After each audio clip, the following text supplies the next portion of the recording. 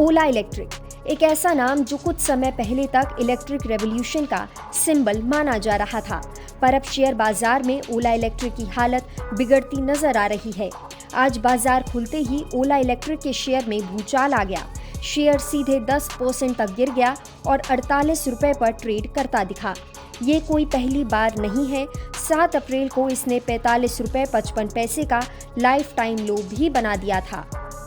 अब सवाल है कि क्या ये गिरावट आगे भी जारी रहेगी, और उससे भी बड़ा सवाल है कि क्या अभी भी ओला का शेयर खरीदना चाहिए या बेच देना चाहिए। इस पर एक्सपर्ट्स का क्या कहना है, चलिए आपको इस वीडियो में बताते हैं।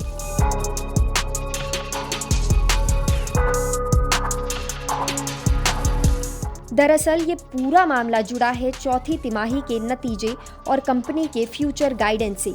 Q4 के रिजल्ट आते ही बाजार में हड़कंप मच गया, क्योंकि कंपनी का परफॉर्मेंस उम्मीद से बहुत खराब रहा। Q4 में ओला का रेवेन्यू रहा 649 करोड़ और उन्होंने डिलीवर किए करीब 51,375 इलेक्ट्रिक स्कूटर। लेकिन बात सिर्फ यही नहीं रुकी। ऑटो सेगमेंट का EBITDA मार्जिन रहा -78.6%, यानी जबरदस्त ऑपरेशनल घाटा। कंसोलिडेटेड EBITDA मार्जिन तो -101.4% तक चला गया।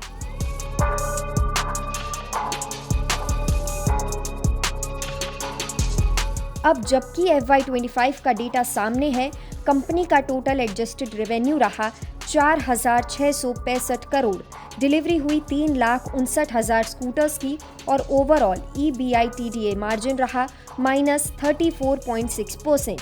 मतलब पूरे साल कंपनी ने सिर्फ प्रोडक्ट बेचे, प्रॉफिट नहीं बनाया, बल्कि और घाटे में गई।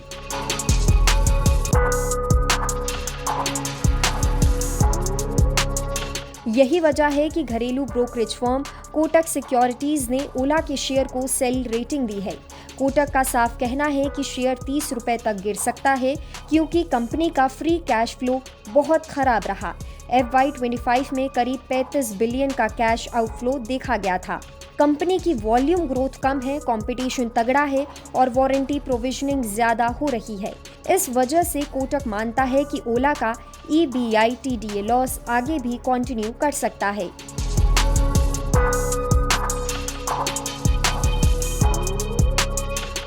अब सवाल उठता है कि जब सब कुछ नेगेटिव है तो गोल्डमैन जैसे ग्लोबल ब्रोकरेज ने इसे बाय रेटिंग क्यों दी है। गोल्डमैन का मानना है कि ओला का लॉन्ग टर्म आउटलुक अभी भी ठीक है।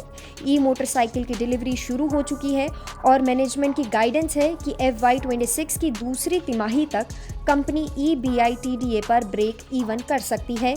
हालांकि उन्होंने FY26, FY27 और FY28 के रेवेन्यू एस्टिमेट्स को घटाया है, लेकिन फिर भी उनका टारगेट प्राइस 75 से घटकर 70 रुपए रखा गया है।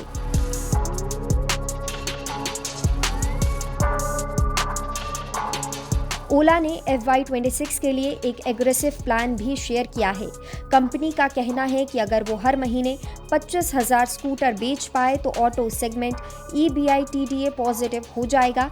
उनका ग्रॉस मार्जिन FY24 में जहां 14.8% था, FY25 में वो बढ़कर 20.5% हुआ और Q5 FY26 तक उसे 35% तक ले जाने का टारगेट है।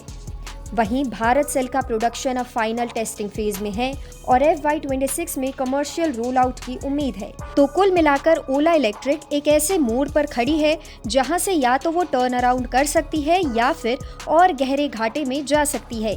कोटक को भरोसा नहीं है, लेकिन गोल्डमैन को उम्मीद है। बाय, होल्ड या सेल करने से पहले फाइनेंशियल एडवाइजर से सलाह जरूर लें। ऐसे ही अपडेट्स के लिए देखते रहें जी बिजनेस।